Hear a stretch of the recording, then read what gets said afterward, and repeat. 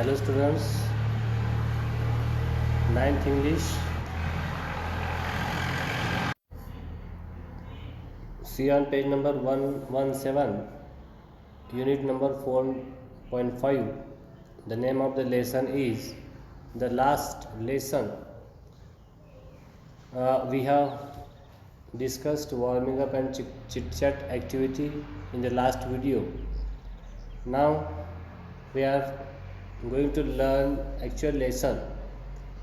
See, here is a lesson. I am reading this lesson and I will explain it later on in Marathi also.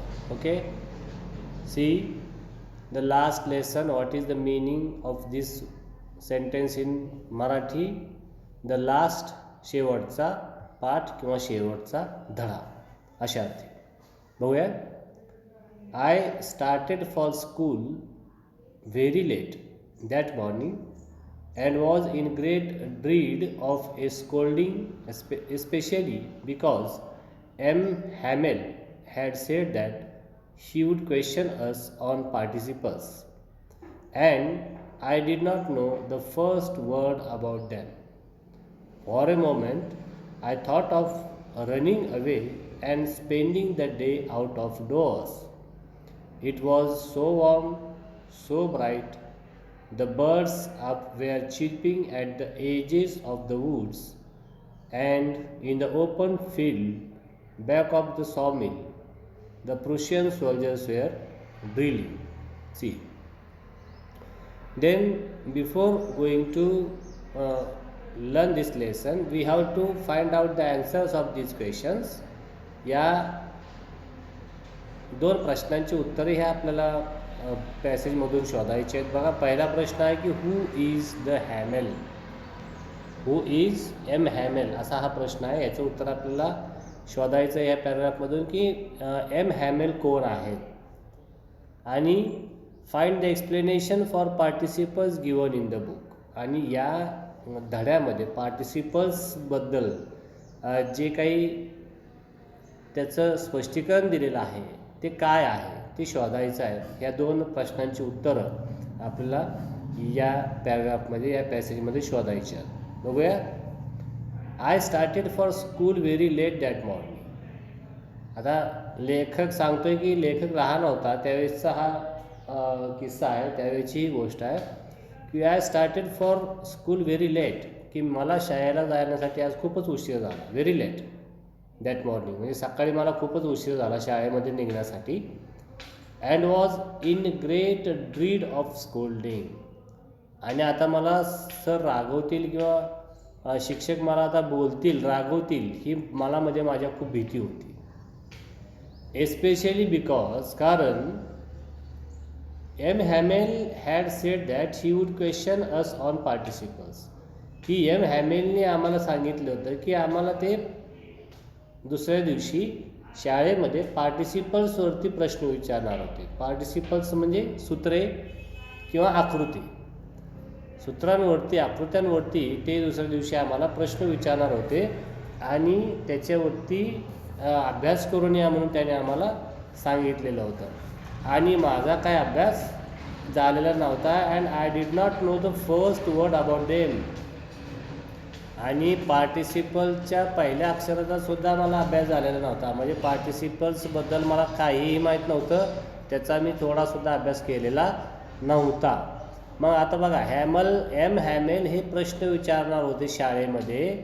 म्हणजे आपल्याला पहिल्या प्रश्नांचा पहिला जो प्रश्न आपला, हू इज एम हॅमेल, एम हॅमेल कोण होते, याचं तुम्हाला उत्तर सापडते का? आता कोण प्रश्न विचारतं वर्गामध्ये? शिक्षक विचारतात, है की नाही. मग who is M Hamel? M Hamel is a teacher, right. ते कोण आहेत? शिक्षक आहेत. हा प्रश्न पहिल्या प्रश्नाचं आपल्याला उत्तर सापडलं की M Hamel is a teacher. Then पुढं बघूया. And I did not know the first word about them. आणि मला त्यातलं काहीही माहिती नव्हतं, पार्टिसिपलबद्दल माझा थोडासुद्धा अभ्यास झालेला नव्हता. फॉर अ मोमेंट, क्षणभर, I thought of running away and spending the day out of doors. थोड्या वेळापर्यंत माझ्या मनामध्ये शाळेपासून दूर पळून जाण्याचा विचार आला आणि दिवस बाहेर काढण्याचा विचार पण माझ्या मनामध्ये आला की आपण काय करूया, शाळेमध्ये न जाता कुठेतरी बाहेर भटकत राहूया, शाळेपासून दूरच राहूया आणि दिवसभर कुठेतरी टाईमपास करून आपण परत घरी जाऊ शाळा सुटण्याच्या दरम्यान. तर असा एक विचार त्याच्या डोक्यामध्ये आला.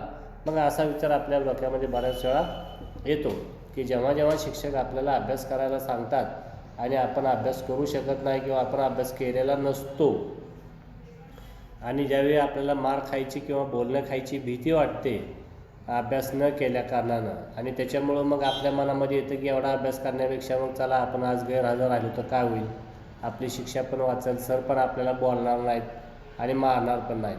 त्याच्यामुळं असा मनामध्ये विचार येतो की उगीचच मार खाण्यापेक्षा किंवा खवळून घेण्यापेक्षा आपण आज दिवसभर कुठेतरी बाहेरच टाईमपास करूया, असं विचार त्याच्याही लेखकाच्याही मनामध्ये थोड्या वेळा आला. इट वॉज सो वॉर्म, उकाड्याचे दिवस होते, उन्हाचे दिवस होते. सो ब्राईट, खूप ऊन होतं. The birds were chirping at the edges of the woods, आणि बाजूच्या जंगलामधून झाडावरून ह्या चिमण्यांचा, पाखरांचा चिवचिवाट जो आहे हा ऐकायला येत होता एका बाजूनं.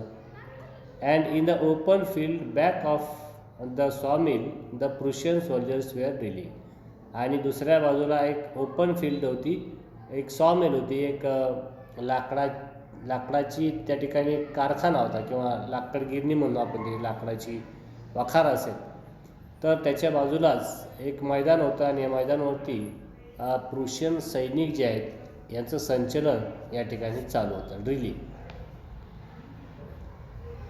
When I passed the town hall, there was a crowd in front of the bulletin board.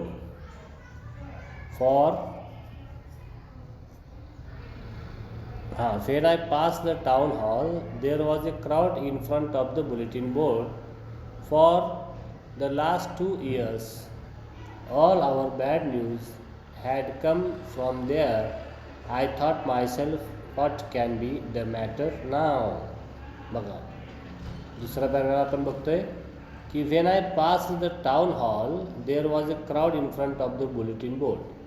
आता जेव्हा मी एका चौकामधून जात होतो, शहरामधला तो मुख्य चौक होता, आणि त्या चौकामधून जात असताना त्या ठिकाणी लेखकानं बघितलं की देअर वॉज अ क्राऊड, त्या ठिकाणी खूप गर्दी जमलेली होती. कुठं? In front of, he phrase आहे, इन फ्रंट ऑफ हे वाक्यप्रचार आहे. तर त्याचा अर्थ काय होतो? इन फ्रंट ऑफ, च्या समोर, अशा अर्थी. कशासमोर गर्दी जमलेली होती बघा?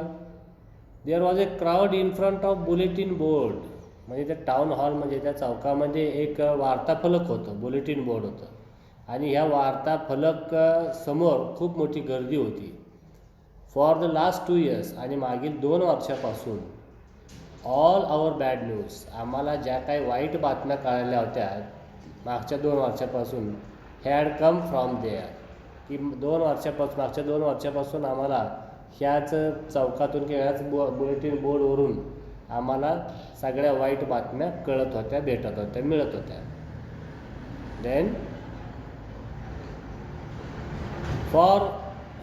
I thought myself, what can be the matter now, आणि लेखक सांगतो की आता माझ्या मनामध्ये विचार आला, मी स्वतः विचार करायला लागलो की what can be the matter now, की आता काय भानगड झाली, एवढी गर्दी कशी काय या ठिकाणी, हा विचार मनामध्ये आला की एखादी वाईट घटना तर नाही अजून घडलेली, हा विचार माझ्या मनामध्ये आला. पुढे बघा. Then I hurried by as fast as I could go. The blacksmith Wachter who was there with his apprentice reading the bulletin called after me. बघा. Don't go so fast boy, you will get to your school in plenty of time. बघा. Then I hurried by as fast as I could go. आता तिथून ती गर्दी बघितल्यानंतर थोड्या वेळामध्ये माझ्या मनात आलं की काय वाईट घटना घडली असावी, कारण बऱ्याचशा 2 वर्षापासून आमच्या वाईट घटना ज्या आहेत त्या इथूनच कळल्या होत्या आम्हाला. तर त्याच्यामुळं एक मनामध्ये भीती होती आणि त्या विचारातच मी शाळेकडं वेगानं निघालो. तर त्या ठिकाणी ब्लॅकस्मिथ होता, म्हणजे जो लोखंडावरती काम करतो ज्याला आपण लोहार म्हणतो, तो त्या ठिकाणी होता. पहारेकरी ज्याला म्हणतो आपण वॉचर त्या ठिकाणी होता. आणि त्यांना मदत करणारा एक ॲप्रेंटिस मदतनीस पण होता की जो बुलेटिनवरती बातमी वाचत होता. आणि त्यानं मला सांगितलं, मी घाईत निघाल्यामुळं, की don't go so fast boy, हे मुला तू इतक्या वेगानं जाऊ नकोस. का? You will get your school plenty of time, म्हणजे अजून शाळा भरायला पुष्कळ वेळ आहे, आधी तू वेळेमध्ये जाऊ शकतोस, म्हणून इतकी घाई करू नको, सावकाश जा. अशा प्रकारे त्या चौकातून त्या लेखकाला सल्ला मिळालेला आहे. आता बघा की 2 पॅसेज जे आहेत, आपण 2 पॅराग्राफ जे आहेत आपण संपवलेले आहेत. पहिल्या प्रश्नाचं उत्तर आपल्याला मिळालं का ते बघा, हू इज एम हॅमेल, आणि दुसरं find the explanation for participle given in the book.